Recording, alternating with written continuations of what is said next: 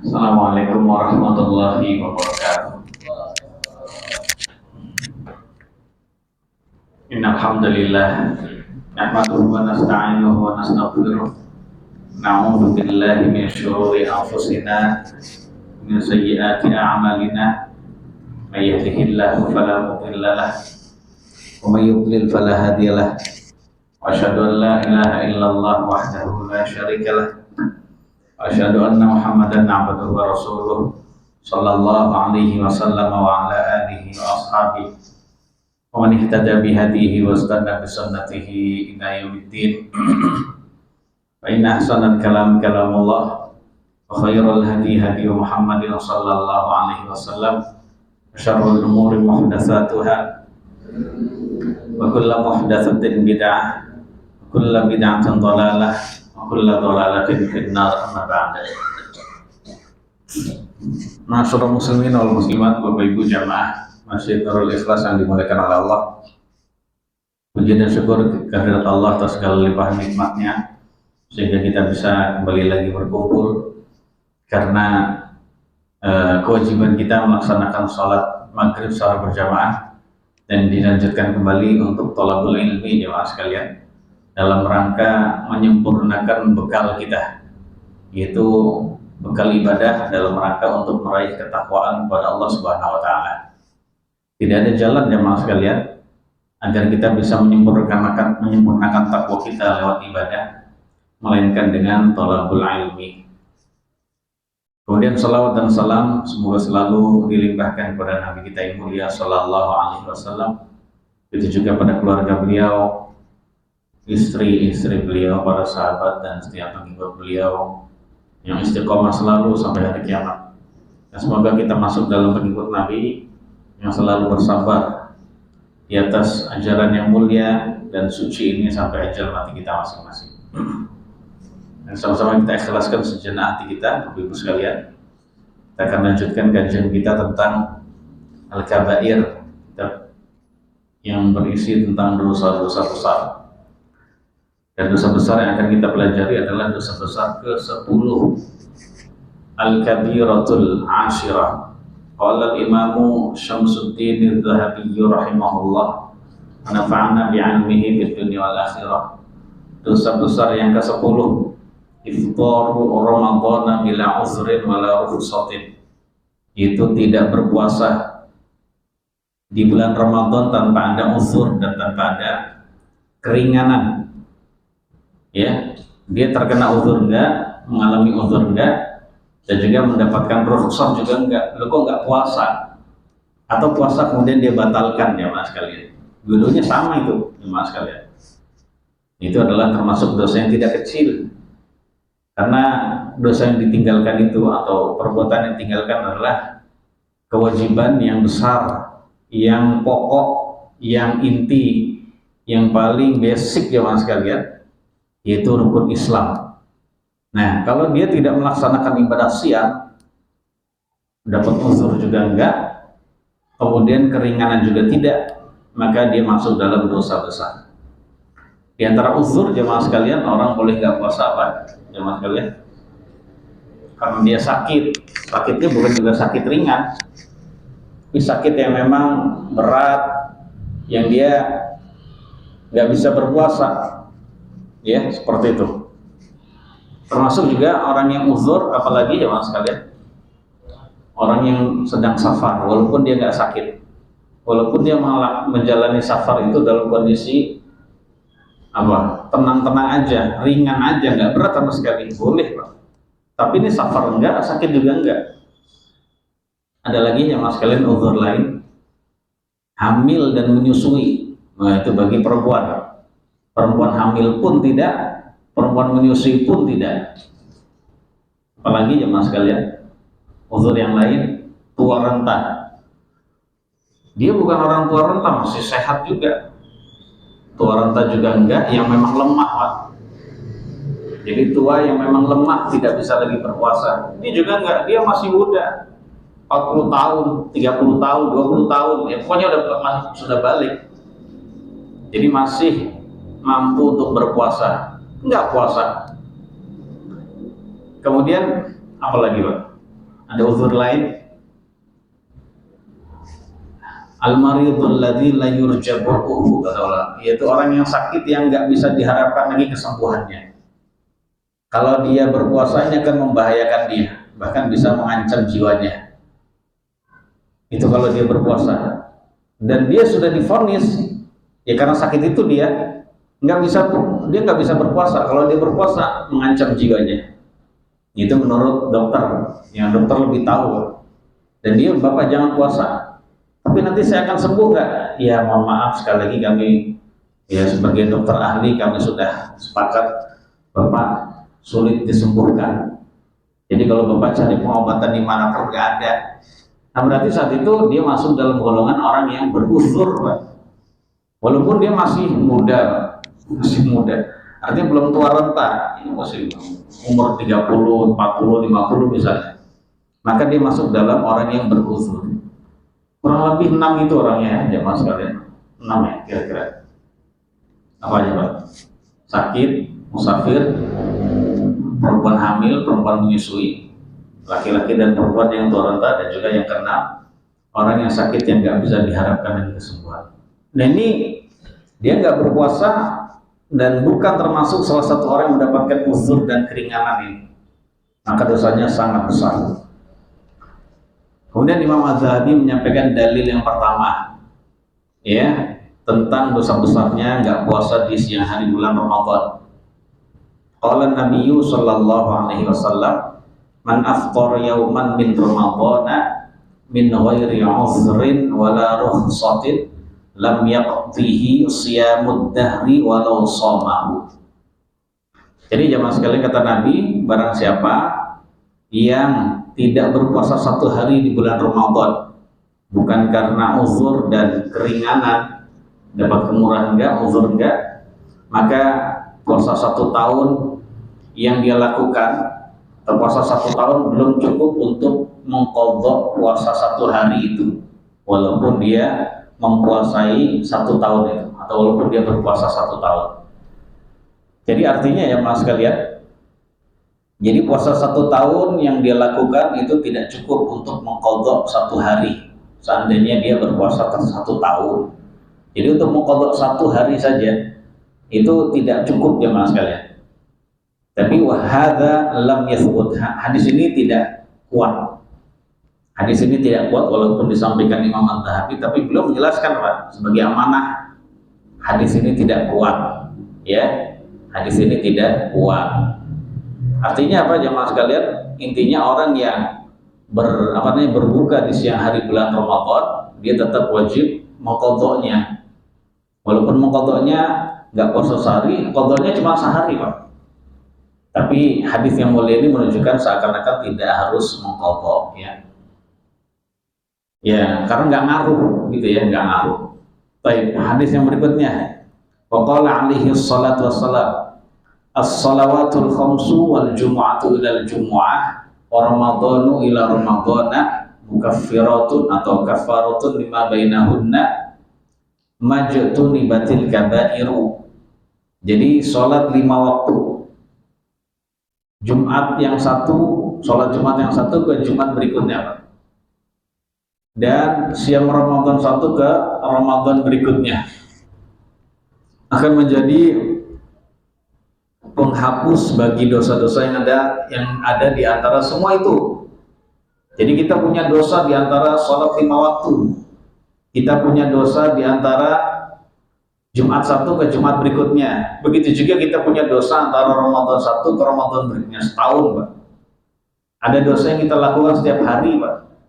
Ada dosa yang kita lakukan per minggu, ya. Ada dosa yang kita lakukan antara Ramadan 1 Ramadan berikutnya. Setiap hari kita berbuat dosa memang. Nah ternyata kalau kita merutinkan sholat 5 waktu, 4 waktu, apalagi laki-laki di masjid, merutinkan sholat Jumat, nah keuntungan bagi laki-laki, merutinkan kita siam Ramadan, maka saat itu dosa-dosa yang ada di antara semua itu, baik dosa per hari, per pekan, per tahun, ya mas sekalian, semuanya dihapus oleh Allah selagi dosa-dosa besar tidak dilakukan atau selagi dosa-dosa besar dijauhi. Artinya apa jemaah sekalian? Orang itu akan selalu bersih dari dosa kalau dia tidak melakukan dosa-dosa besar. Ya, hadis yang mulia ini menunjukkan bahwasanya begitu besar keutamaan bulan Ramadan, itu bisa menghapus dosa-dosa yang ada di antara dosa-dosa kecil, berarti ya. Dosa-dosa kecil yang ada di antara Ramadan satu ke Ramadan berikutnya. Nah, ketika puasa Ramadan itu bisa menghapus dosa, maka kalau ditinggalkan ya berarti dia akan mendapatkan dosa. Jadi di sini Nabi menjelaskan tentang keutamaan ibadah-ibadah itu, diantaranya siang Ramadan bisa menghapus dosa yang ada di antara Ramadan ini dan Ramadan sebelumnya. Nah, jemaah sekalian, dan ini menunjukkan jemaah sekalian bahwasannya kalau ditinggalkan maka dia tidak dapat penghapus dosa itu. Bahkan bisa jadi dia menjadi orang yang bukan bisa jadi, dan ditambah lagi tidak dapat ampunan dosa, dia mendapatkan dosa-dosa. Nah, kalau dia melakukan dosa besar nggak bisa dihapus dengan sekedar siang Ramadan gitu. Wah, ngeri ya mas kalian. Ya, walaupun nanti diqadha tetap tidak bisa melembur atau menghapus dosa-dosa yang ada. Jadi ya mas kalian, orang yang tidak berpuasa di siang hari bulan Ramadan, maka ya sekali lagi dia konsekuensi pertama dia jatuh pada dosa besar. Dosa yang besar, dosanya nggak kecil. Kemudian yang kedua jemaah sekalian, karena dia dosa besar, konsekuensi yang kedua dia harus bertobat wajib, segera bertobat. Kemudian konsekuensi yang berikutnya, dia tetap wajib mengqadha puasa yang dia lakukan secara segera. Jadi jemaah sekalian, dia harus segera mengqadhanya. Kalau dia menunda lagi pak, dosa lagi tuh pak. Dosa lagi ya mas sekalian. Ya. Nah kalau ada orang yang nggak puasa karena ada uzur, karena sakit atau safar atau yang lain tadi kita sebutkan, maka jemaah sekalian dia boleh menunda-nunda mengqadha sampai datang bulan Sya'ban, bahkan terakhir bulan Sya'ban. Jadi nggak harus dia mengqadha segera di bulan Syawal, nggak harus. Tapi ya tetap yang lebih baik dia menyegerakan di bulan Syawal, dia habisi puasanya, maksudnya dia qadha. Itu kalau dia tidak berpuasa karena ada uzur. Namun kalau dia tidak berpuasa karena tanpa uzur, dia nggak puasa karena uzur, sengaja membatalkan di siang atau memang nggak puasa sama sekali, maka bagi dia tidak boleh jemaah sekalian. Dia tidak boleh menunda-nundanya. Kalau menunda-nunda dosa tambahan lagi bagi dia. Nggak boleh Pak. Jadi hukum dia itu berbeda dengan orang yang sama-sama punya hutang puasa. Tapi kalau orang yang karena ada uzur boleh nunda. Kalau orang yang nggak punya uzur dia nggak boleh nunda. Setiap hari dia nunda berarti dia menambah dosa-dosa lagi. Wah ngeri ya Mas. Terus kapan dia mau qadhanya? Segera Pak. Segera kalau dia mampu. Ya kalau pas satu Syawal nggak boleh, berarti ya dia harus mengqadhanya 2 Syawal kalau dia mampu. Kalau tidak berarti tanggal 3. Kalau tidak tanggal 4-nya segera. Jadi harus disegerakan jemaah sekalian. Jadi seperti itu. Jadi mayoritas ulama intinya berkata dia tetap harus mengqadhanya. Walaupun dia sengaja Pak. Sengaja ditinggalkan, maka saat itu dia wajib mengqadhanya. Memang ada sebagian pendapat ulama jemaah sekalian yang mengatakan bahwasannya kalau ada orang yang tidak berpuasa secara sengaja maka mengqadhanya pun tidak sah. Mengqadhanya pun tidak sah. Nggak ada jalan keluar bagi dia melainkan hanya tobat dengan tobatan nasuha. Karena puasa Ramadan itu sudah berlalu bagi dia. Sudah berlalu. Dan jadi dia puasa yang ada waktunya, maka kalau sudah habis waktunya karena tanpa uzur, maka satu itu nggak bisa diulangi lagi. Itu menurut sebagian kecil pendapat ulama. Tapi mendapat mayoritas ulama tetap harus diqadha. Perintah mengqadha sama dengan perintah melaksanakan puasa itu secara ada, yaitu dalam waktunya. Jadi perintah mengqadha sama seperti perintah puasa itu sendiri. Selagi dia belum melaksanakannya, kewajiban itu tetap terus ada jemaah sekalian, walaupun waktunya lama.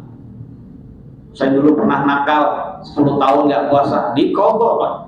30 hari kali 10 berapa Pak jadinya? 300 hari. Ya dicicil. Gitu ya. Dicicil Pak. Ya, sebab kalau dia tidak mencicil, dia nanti akan mati dalam keadaan punya hutang sama Allah. Oh, ngeri Pak. Dan itu adalah hukuman Pak. Itu baru satu ibadah, siam Ramadan. Lalu bagaimana kalau dia juga nggak sholat Pak? Menurut mayoritas ulama 4 mazhab, dan mereka adalah pendekar-pendekarnya ulama ahli fikih, ahli hukum Islam Pak. Itu puasanya harus diqadha 10 tahun itu. Oh gitu. Makanya jemaah sekalian, dari sini pentingnya kita mendidik anak-anak kita, mendidik anak muda kita, umat Islam. Senakal-nakalnya tetap harus sholat, walaupun juga jangan nakal gitu. Tapi intinya senakal-nakalnya kita tanamkan itu sholat itu wajib. Ya, senakal-nakalnya pas waktu Ramadan dia nggak berani untuk membatalkannya. Oh gitu. Sebab nanti ketika dia batalin atau nggak sholat, dia berat nanti di usia tua Pak. Mati dalam keadaan hina, punya utang Pak. Bahkan jauh lebih hina dibandingkan kalau kita punya utang, kemudian ketemu orang yang kita pernah berhutang padanya. Gimana Pak? Malu nggak Pak? Malu ya. Waduh, kajian. Akhirnya nggak ikut kajian besok. Gitu. Terus pindah ke kajiannya ke Fathur Rahman. Gitu. Karena di Nurul Ikhlas ada orang yang selalu rajin ngaji di situ. Ah, malu. Hina Pak. Hutang itu hina di waktu siang Pak. Dan juga kepikiran terus di waktu malam. Susah tidur kadang bisa jadi karena hutang itu tadi Pak. Nah, lalu bagaimana dengan kalau orang itu punya hutang dengan Allah? Waduh, lebih hina. Makanya mayoritas ulama itu menghukumi demikian itu, ya karena memang perintah untuk mengqadha sama dengan perintah untuk melaksanakan ibadah itu. Selagi belum dilaksanakan, ya berarti akan hutang terus. Ngeri. Menurut pendapat mayoritas ulama. Bahkan sebagian ulama menganggap ijma, kesepakatan ulama yang mengatakan bahwa orang yang tidak siam secara sengaja di siang hari bulan Ramadan, dia tetap wajib mengqadha. Ijma, kesepakatan ulama. Wallahu a'lam. Wa qala alaihi salatu wassalam, Nabi juga bersabda, bunyal Islam ala khams. Islam itu dibangun di atas 5 pilar. 5 pilar Pak. 5 tiang gitu ya. Nah ternyata ya masukkan namanya tiang itu udah kayak bangunan aja. Islam itu dianggap seperti bangunan. Syahadati an la ilaha illallah wa anna Muhammadan Rasulullah. Ya, pilar pertama adalah penyaksian atau persaksian bahwasanya tidak ada Tuhan yang berhak disembah selain Allah dan sesungguhnya Muhammad adalah utusan Allah. Ini pertama yang membuat orang masuk ke dalam Islam. Wa iqamis shalah, dan menegakkan salat. Wa itaiz zakat, dan menunaikan zakat. Wa shaumi Ramadan wa hajjil baiti. Ya. 5 rukun Islam. Kalau disebut rukun berarti itu adalah ibadah pokok, dan ternyata 5-5-nya itu kumpul di bulan Zulhijjah jemaah sekalian. Ya bulan kita sekarang, bulan yang paling mulia, afdalu ayyamid dunya al-ashru. Hari-hari dalam 1 tahun di dunia ini yang paling utama adalah 10 hari awal bulan Zulhijjah. Luar biasa Pak. Ya, Allah memberikan kita umur panjang sehingga menjumpai 10 hari awal bulan Dzulhijjah. Dan juga Nabi SAW dalam suatu hadis riwayat Imam Al-Bukhari yang mengatakan ini adalah amalan yang paling dicintai oleh Allah.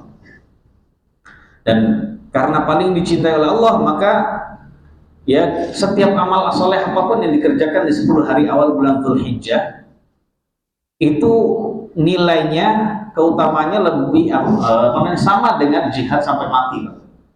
Satu amal soleh, setiap amal soleh kalau 100 berarti sama seperti 100 kali jihad sampai mati gitu. Gitu. Bayangkan kalau 100, 10 hari 100 ya Mas. Makanya besok kalau bertepatan Idul Adha itu dengan hari Jumat, nyembelihnya hari Jumat aja Pak.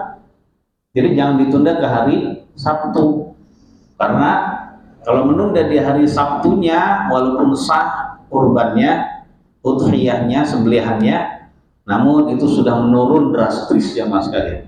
Jadi sudah di luar dari 10 hari awal bulan Dzulhijjah. Besok hari apa Pak? Rabu ya, udah nggak apa-apa. Jadi seperti itu jamaah sekalian.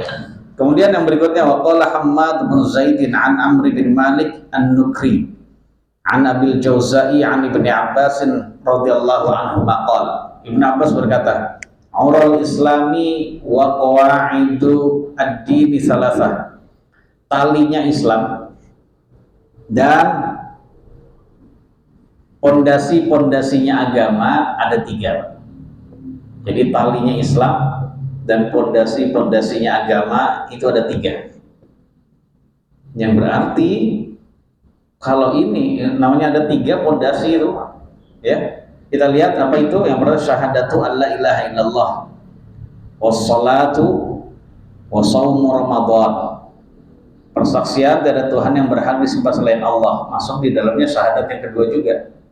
Yang berikutnya wassalah, salat, wasaum Ramadan dan siam Ramadan. Faman taraka wahidatan minhunna fahuwa kafir.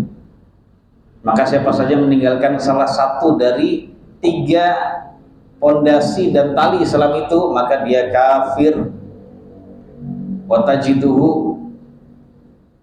Watajiduhu katsiral mali walam yahujja walam yuzakki fala yahillu damuhu.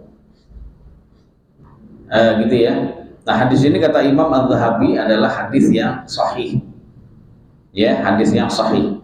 Dan kalau kita menjumpai dia itu orang yang banyak hartanya, orang kaya, namun dia tidak haji dan tidak zakat, ya, maka saat itu tidak halal darahnya, Pak. Tidak halal darahnya atau haram darahnya. Artinya kalau ada orang yang banyak harta nggak haji, kalau ada harta kalau ada orang yang hartanya banyak tapi dia tidak berhaji dan tidak zakat, maka jemaah sekalian darahnya tidak halal, alias darahnya tetap haram. Tapi kalau meninggalkan salah satu dari keduanya, dan ketiga ini Pak, dia nggak syahadat saja, atau dia tidak sholat saja, atau dia tidak siap, maka saat itu dia hukumnya kafir. Nggak zakat, nggak haji, nggak sampai kafir, dosa besar tapi tidak sampai kafir menurut hadis yang mulia ini. Hadza khabarun sahih. Ini adalah khabar atau maksudnya hadis yang sahih menurut Imam Az-Zahabi. Wa anin Nabi sallallahu alaihi wasallam annahu qala man lam yada' qaula az-zuri wal 'amala bihi wal jahla fala hajata lillahi bi an yada'a at-ta'ama wasyarab. Sahih kata beliau. Dan Nabi juga bersabda, siapa saja yang tidak meninggalkan ucapan dusta serta beramal dusta, mengerjakan dusta, ngomong bohong nggak ditinggalin, berbuat yang bohong juga nggak ditinggalin, kemudian berbuat bodoh alias maksiat juga nggak ditinggalin saat siang, maka Allah tidak butuh perbuatannya yang meninggalkan makanan dan minuman. Maksudnya Allah nggak butuh puasa dia. Ya, Allah nggak butuh puasa dia. Ya, ini menunjukkan jemaah sekalian, orang yang tetap puasa itu juga terkadang puasanya nggak diterima, Pak. Nggak butuh Allah. Lalu bagaimana dengan orang yang nggak puasa sama sekali? Waduh, ngeri, Pak. Lebih ngeri. Wa ani Nabi sallallahu alaihi wasallam qala raqima an fumri'in adraka syahr Ramadan falam yughfar lahu. Hina seseorang yang menjumpai bulan Ramadan namun dosa-dosanya tidak sampai diampuni sampai akhir Ramadan, dikarenakan dia tidak memanfaatkan momen Ramadan untuk beribadah, di antaranya siam. Dan di antara dosa yang terbesar dalam Islam adalah nggak siam. Rugi orang itu, Pak. Nggak siam, akhirnya dia habis bulan Ramadan dosanya nggak diampuni. Gimana diampuni, Pak? Orang dia juga nggak siam kok. Nggak mungkin diampuni. Dan orang seperti ini rohimaan, orang akan menjadi hina nanti di hari kiamat. Imam Az-Zahabi berkata, wa 'indal mu'minina muqarrarun anna man taraka shauma ramadhana bila maradin wala gharadin annahu syarrun minaz zani wal makasi wa mudminil khamri. Jadi di dalam diri orang-orang beriman ada ketetapan ada penilaian Pak dalam diri orang-orang beriman sepanjang masa. Siapa saja yang nggak siam Ramadan karena nggak sakit, atau bukan karena sakit dan bukan karena uzur yang lain, maka dia itu lebih buruk daripada pezina, lebih buruk juga daripada penarik pajak. Penguasa zalim menarik pajak rakyatnya, itu zalim Pak, dosa besar, tapi masih kalah besar dibandingkan yang nggak puasa. Dan juga peminum khamr, orang yang membiasakan mengkonsumsi khamr, ya lebih buruk tuh jamaah sekalian daripada pengedar narkoba. Lebih buruk jamaah sekalian daripada orang yang mengkonsumsi khamr, biasain mengkonsumsi khamr, termasuk dia jual, udah jual dia mengkonsumsi juga. Aduh, buruk banget tuh Pak. Tapi ternyata orang yang nggak siam Ramadan lebih buruk, kan? Lebih gede, lebih besar dosanya. Bal yashukuna fi islamihi, bahkan orang-orang beriman meragukan keislamannya. Ini Islam apa enggak ya? Ya kalau dikatakan Islam tapi kok nggak puasa, kalau kita katakan dia murtad atau nggak Islam tapi kok dia KTP-nya Islam, bingung. Jadi dalam dirinya itu nggak ada Islamnya sama sekali, nggak ada apa, nggak ada tanda Islamnya, syiar Islam nggak ada. Buktinya siang hari bulan Ramadan dia makan, kan kurang ajar Pak.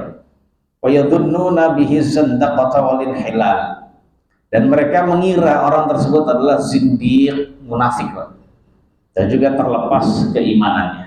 Ini orang munafik kayaknya, pura-pura masuk Islam gitu. Jadi akan dicurigai begitu Pak. Nah gitu ya. Dan ini adalah kewajiban penguasa Pak. Kewajiban penguasa, kalau ada orang yang ketahuan nggak siam di siang hari bulan Ramadan, maka kewajibannya adalah menghukumnya Pak. Kalau dia masih meyakini kewajiban siam, kalau dia nggak siam jamaah sekalian, dia harus dihukum Pak. Hukumannya apa? Ya nggak ada penjelasannya. Ya bisa mungkin dipukulin gitu kayak di Palestina, kayak di Pakistan gitu. Dan pokoknya intinya hukumnya adalah berupa ta'zir ibaratnya, sesuai dengan yang pemerintah putuskan, yang membuat orang-orang yang nggak puasa di siang hari bulan Ramadan itu jerah. Termasuk yang suka buka warung di siang hari bulan Ramadan, buka warung makan maksud saya. Kalau orang kelontongan biasa isinya barang-barang mentah, yang boleh Pak. Buka Alfamart, Indomart, nggak apa-apa, atau Mart yang nggak apa-apa Pak. Tapi yang dilarang tuh bukan makanan jadi Pak, langsung makan itu tuh nggak boleh. Karena yang demikian itu sama dengan apa? Ta'awun 'alal itsmi wal 'udwan. Ya, tolong menolong dalam urusan kemaksiatan dan dosa. Nauzubillah. Jadi nggak boleh dalam diri orang beriman itu merasa bahwasannya yang penting saya puasa. Ya bodo amat pada ini nggak puasa, bukan urusan saya, yang penting saya saya puasa. Ya urusan dosa dia loh. Dia dosa memang, tapi Anda bantu dia dosa, karena dosa juga, dosa besar. Nah dalam keadaan dia membantu orang lain dosa, dapat duit, dapat untung, halal apa enggak kira-kira Pak? Haram Pak. Nggak benar itu. Duitnya pokoknya udah nggak bisa, pasti halal Pak. Pasti itu adalah haram. Allahu a'lam. Nah seperti itu ya Mas. Makanya sekali lagi di sini diingatkan ya Mas sekalian bahwasannya kalau antum pengen bangun rumah jangan di bulan Ramadan. Kecuali kalau rumahnya itu kalau memang masih bisa ditunda ya Mas sekalian. Antum masih bisa menunda nanti lah. Nah, soalnya nanti akan menyebabkan antum ngasih minum dan makan kepada tukang-tukang bangunan. Nggak ngasih nggak enak, ngasih juga dosa. Gimana bingung? Ngasih dosa besar, kan kenapa dosa besar dia nggak siap? Ya. Tapi kalau dikasih dosa besar. Kalau nggak ngasih, dibilang pelit, nggak enak. Akhirnya dia tetap ngasih karena malu kepada manusia tapi tidak malu sama Allah. Ya, seperti itu Pak. Jadi intinya nanti saja sehabis Ramadan. Kecuali kalau memang rumahnya atapnya udah lapuk, pengen dulu daripada kita yang meninggal Pak, nggak apa-apa. Cuma pas lagi seperti itu bilang sama tukangnya, mau Pak? Nggak saya kasih makan dan minum, tapi nanti saya lebihin deh upahnya. Antum jangan bilang saya tambahin uang rokoknya, loh rokok. Saya tambahin upahnya. Biasanya bapak sehari itu kerja berapa? Dapat 150 contohnya, sudah saya kasih 170 ya. Yang penting jangan saya nggak ngasih makan dan minum, itu gantinya. Gitu. Urusan dia nanti makan dan minum di luar bukan urusan kita, karena kita tidak bisa mengendalikan dia, urusan dia dengan Allah. Yang penting di tempat kita itu jangan sampai dia nggak puasa, nggak boleh. Seperti itu. Wallahu a'lam bishawab. Walaupun kita jualnya sama orang kafir, jamaah sekalian,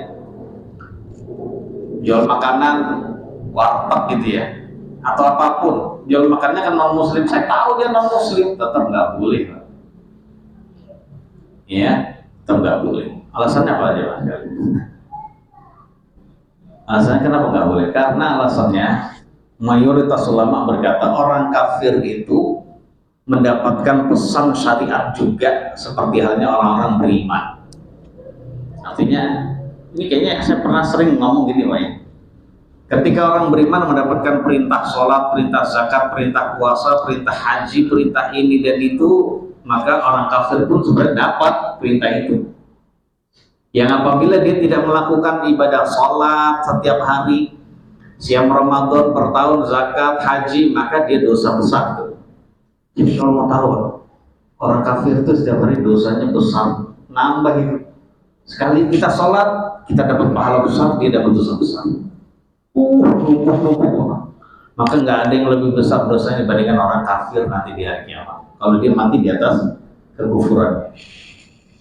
Dan juga ketika Allah, dan juga perintah yang lain, ketika Allah Subhanahu Wa Taala melarang orang-orang beriman dari zina, dari riba, curang, membunuh orang lain, kemudian apa lagi Pak? Transaksi riba dan lain-lain pokoknya. Maka saat itu larangan tersebut juga berlaku bagi orang kafir. Yang berarti ketika orang kafir berzina, bertransaksi riba, bunuh orang lain, bunuh diri sendiri, atau apapun yang larangan-larangan yang ada jamaah sekalian, maka dia berdosa besar sebagaimana orang beriman juga berdosa besar. Orang beriman dilarang makan babi, Pak. Maka sebenarnya larangan makan babi itu juga tertuju pada mereka. Makanya orang beriman nggak boleh jualan babi dengan alasan yang penting saya nggak makan. Kan mereka boleh, nggak bisa Pak, nggak boleh. Nggak boleh kita jualan babi. Jadi demikian ya mas sekalian. Nah dari situlah dosanya orang kafir itu banyak banget. Dan ternyata dosa itu bisa gugur, hilang, habis kalau dia mengucapkan 2 kalimat syahadat. Ya, walaupun itu di ujung akhir hayatnya. Wa asyhadu anna Muhammadar Rasulullah, dengan penuh keyakinan dan dengan sudah tahu artinya, tanpa ada paksaan, langsung dia meninggal. Wah, ini orang meninggal. Ternyata ada orang yang meninggal bisa masuk surga tanpa sholat. Ini dia itu.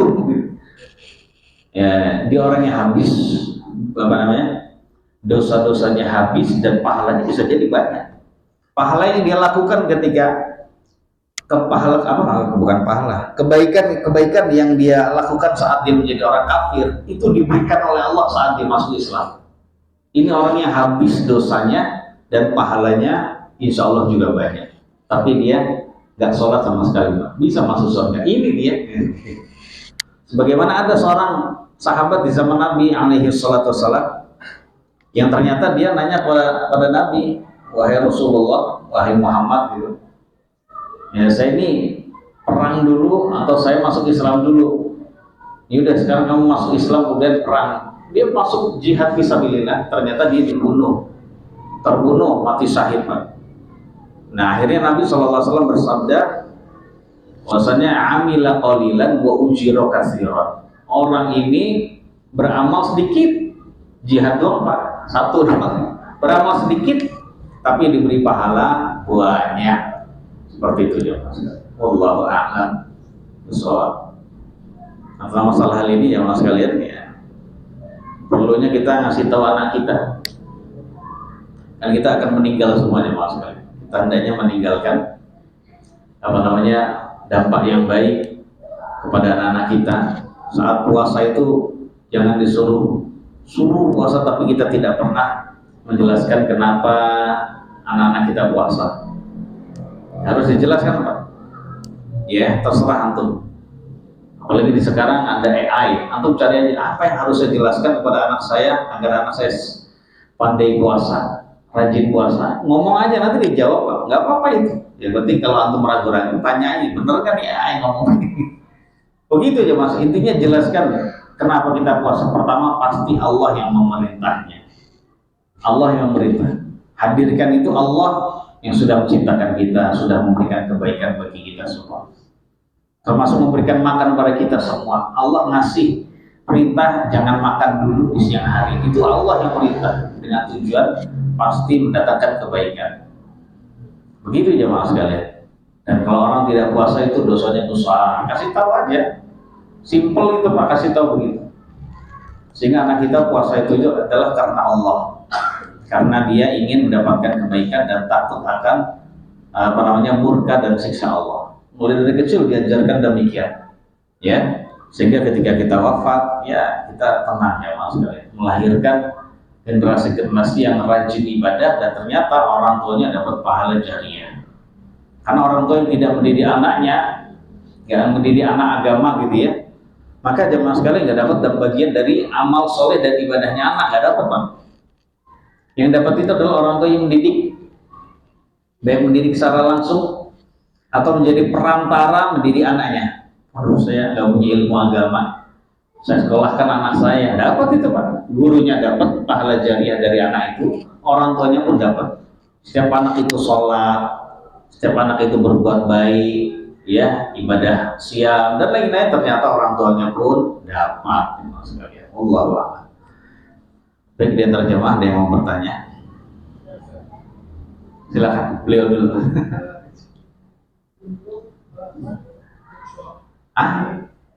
Tujuh puasa di Safar. Nggih. Kita Safar 10 hari. Iya. Safar 10 hari. Enggak puasa 10 hari.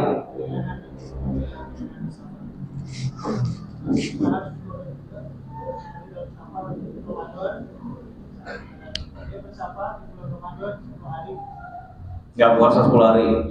Iya, semua ulama sepakat wajib diqadha. Faman kana minkum maridhan aw ala safarin fa'iddatun min ayyamin ukhra, dalil. Teks ayat. Jadi semua ulama sepakat, nggak ada yang beda pendapat. Kalau dia sedang sakit atau lagi safar, maka boleh dia nggak berpuasa, tapi harus dibayar sesuai dengan hitungan hari-hari yang dia tidak puasa. Wajib Bang. Dan orang yang karena ada uzur, memang sebaiknya dia menyegerakan, karena berdasarkan dalil-dalil ayat dan hadis yang memotivasi kita untuk bersegera melakukan amal sholih, nggak usah ditunda-tunda. Tapi boleh juga karena ada uzur ditunda juga boleh. Ya, tapi kalau sengaja ninggalin nggak boleh, harus segera. Kapan mengkodoknya? 2 Syawal, gitu ya. 2 Syawal langsung dikodok. Dan kalau ada orang 10 tahun tidak puasa, berarti setiap hari sampai datang Ramadan berikutnya puasa mulu. Puasa. Lama-lama terbiasa. Lama-lama terbiasa. Ya habis gimana nih, nggak boleh nunda Pak. Mau jadi Nabi Daud begitu. Ya kalau memang dia nggak mampu ya bisa lah. Tapi kalau dia mampu Pak, puasa terus. Kenapa? Ini puasa pas saya nakal dulu, muda gitu ya. Ya demikian. Ada yang berkata begitu. Ya kalau ada yang mau milih pendapat itu ya jangan disalahin lah. Karena mayoritas ulama itu mengatakan itu memang harus diqadha seperti itu. Wallahu a'lam. Gitu Pak. Monggo antum. Jangan jauh-jauh ini Pak.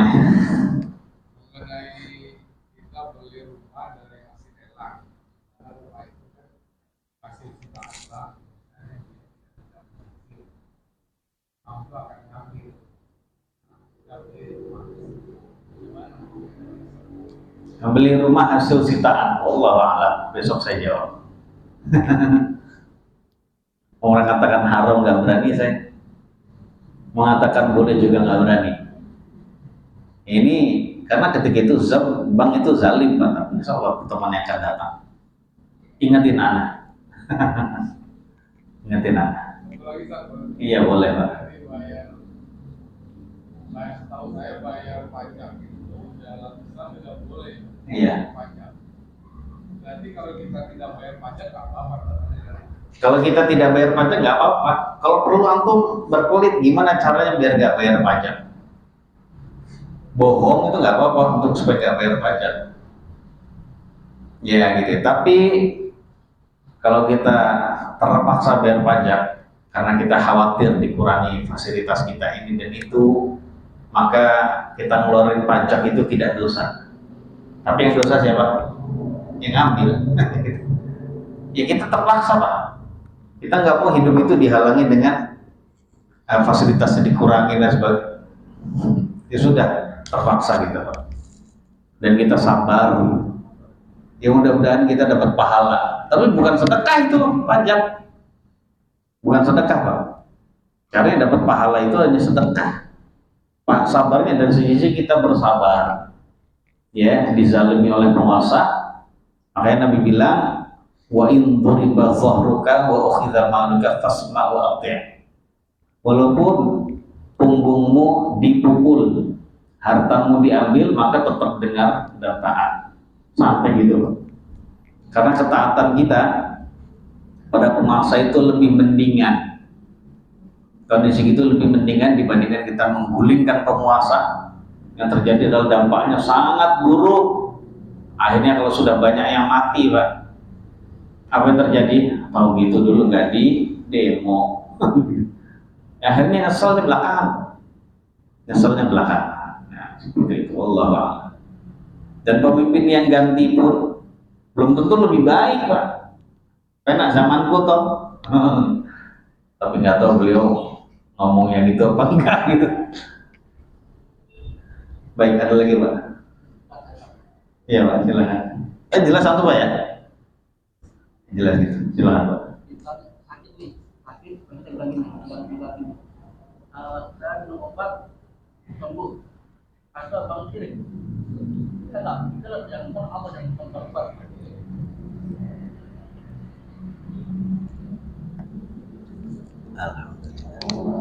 Jadi kalau ada ucapan orang mengatakan saya minum obat ini sembuh, sudah ada. Oh iya, bentar Pak ya, bentar.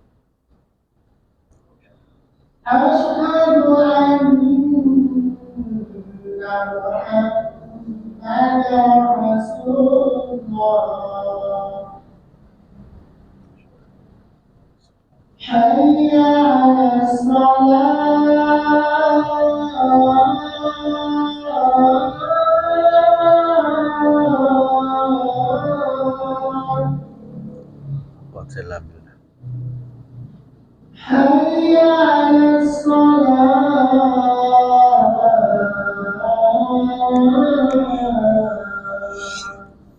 لا لا قوة إلا بالله.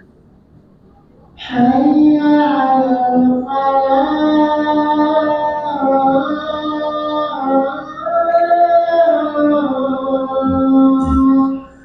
لا لا قوة إلا بالله. حي على الفلاح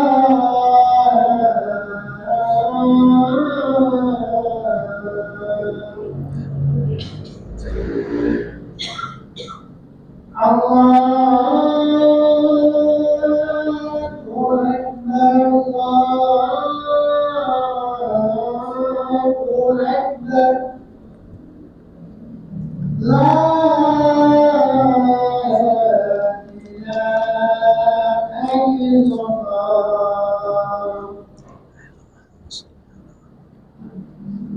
اللهم رب هذه الدعوة التامة والصلاة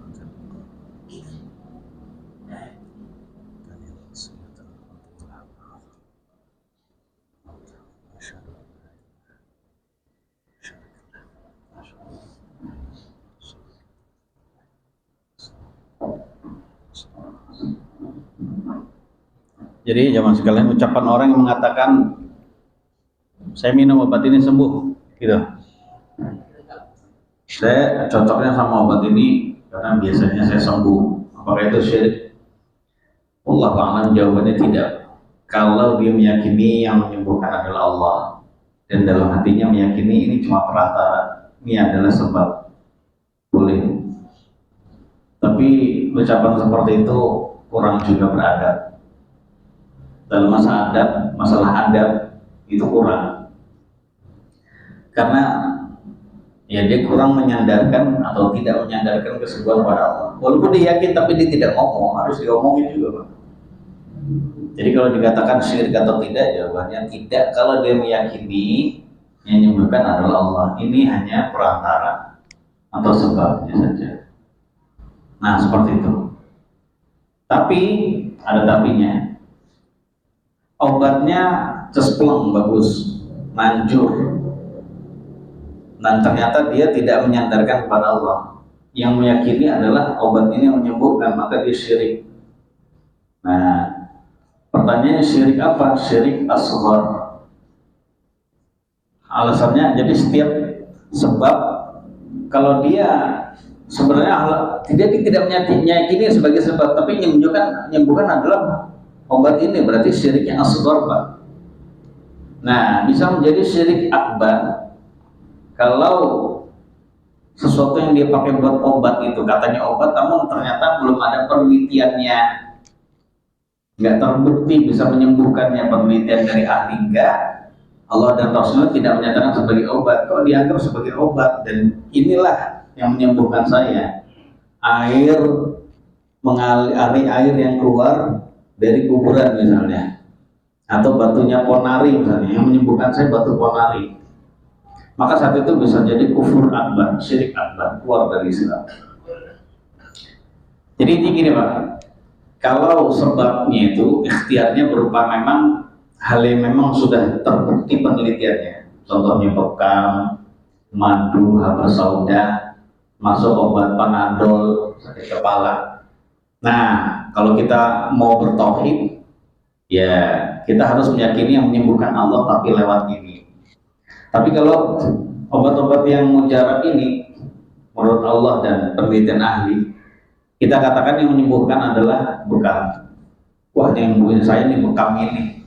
Gak ngomong Allah syirik, Pak. Syiriknya tapi tidak sampai keluar dari Islam. Tapi kalau ada sesuatu yang dianggap sebagai pengobatan, ya sebagai obat, tapi belum terbukti menurut, tidak disebutkan oleh Allah dan Rasulnya, penelitian ahli juga tidak menyebutkan, sekali lagi, maka kalau dianggap obat itu menyembuhkan, batu dicelup, air dicelup, batu panari menyembuhkan, maka jadinya kufur syirik akbar. Gitu. Beda taunya, Pak, ya. Bedanya tahu, Pak, ya. Kapan bertauhid, kapan syirik asghar, kapan syirik akbar. Nah, demikian. Kayaknya kemarin sudah ya, adabnya berobat udah belum? Eh, sudah ya? Oh, belum. Antum nyatet tak? Oh, masya Allah. Yang nyatet tuh lebih nyantol dibanding. Buka lagi Pak, YouTube-nya. Lebih nyantol ya Mas kalian. Harus ingat-ingat. Makanya yang jipping itu harus lebih melototin. Udah melototin aja lupa ya Mas kalian. Ya sudah nggak apa-apa. Memang juga lupa gitu ya, mau diapain lagi. Nah makanya jangan ngantuk, jangan tidur, jangan ngobrol kalau jipping. Nah, ngaji kuping baik. Nah seperti itu Allah Akbar. Silakan Pak.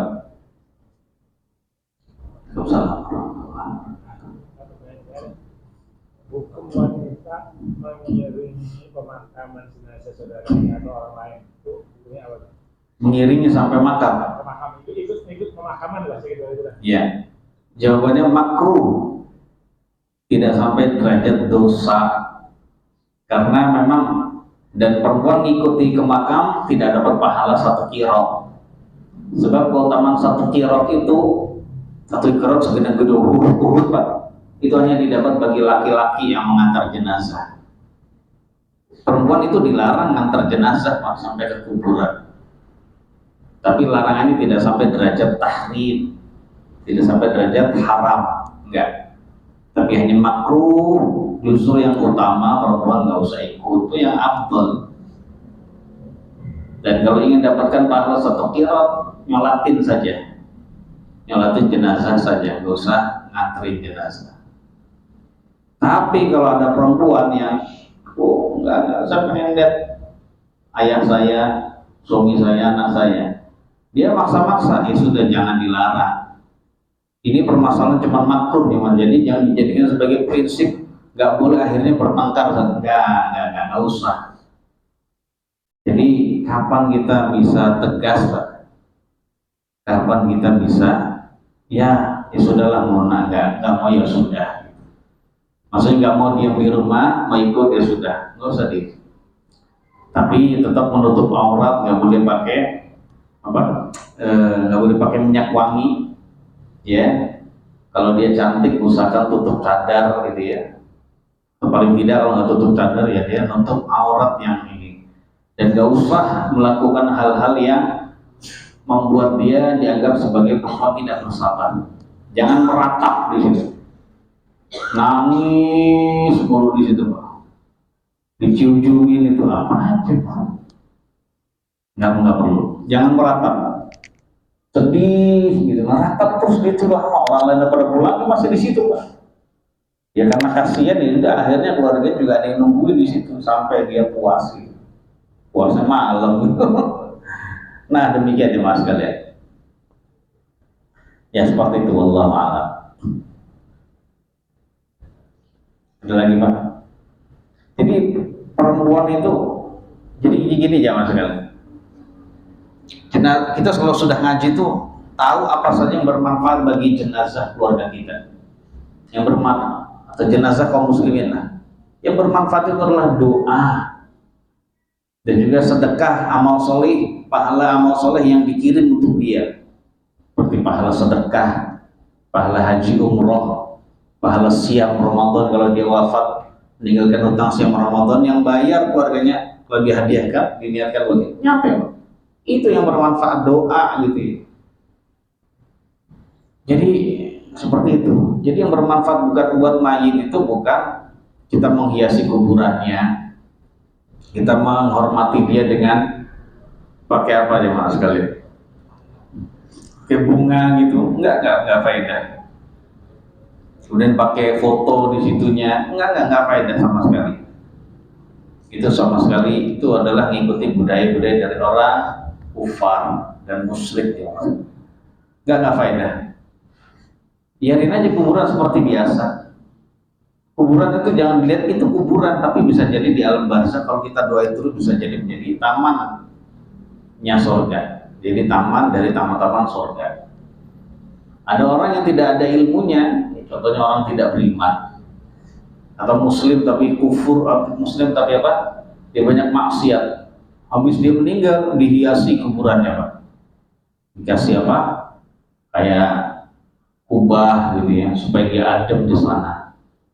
Yang kelihatannya bagus tapi ternyata bisa jadi di sana itu adalah termasuk jurang dari jurang-jurang yang ada di neraka. Nah, jadi nggak perlu ya terpukau dengan penampilan secara lahiriah dari kuburan. Wallahu a'lam. Seperti itu Pak. Cukup ya jemaah sekalian. Kalau kita lanjutkan di pertemuan akan datang. Kalau ada ngaji besok. Masih puasa enggak ada masih apa? Masih ngurusi kambing apa enggak? Jumat besok. Enggak Pak ya? Tak Rabu. Gitu. Allah alam, nanti kalau nggak ngaji nggak apa-apa, istirahat kita. Allah alam, ada kekurangannya, mohon maaf yang sebesar-besarnya. Semoga Allah memberikan kita taufiknya untuk menjadi hamba yang meninggalkan dan menjauhi dosa-dosa besar dan juga semua dosa serta kemaksiatan yang ada. Sallallahu alaihi Muhammadin alaihi wasallam. Subhanakallahumma bihamdik, asyhadu an la ilaha illa anta, astaghfiruka wa atubu ilaik. Assalamualaikum warahmatullahi wabarakatuh.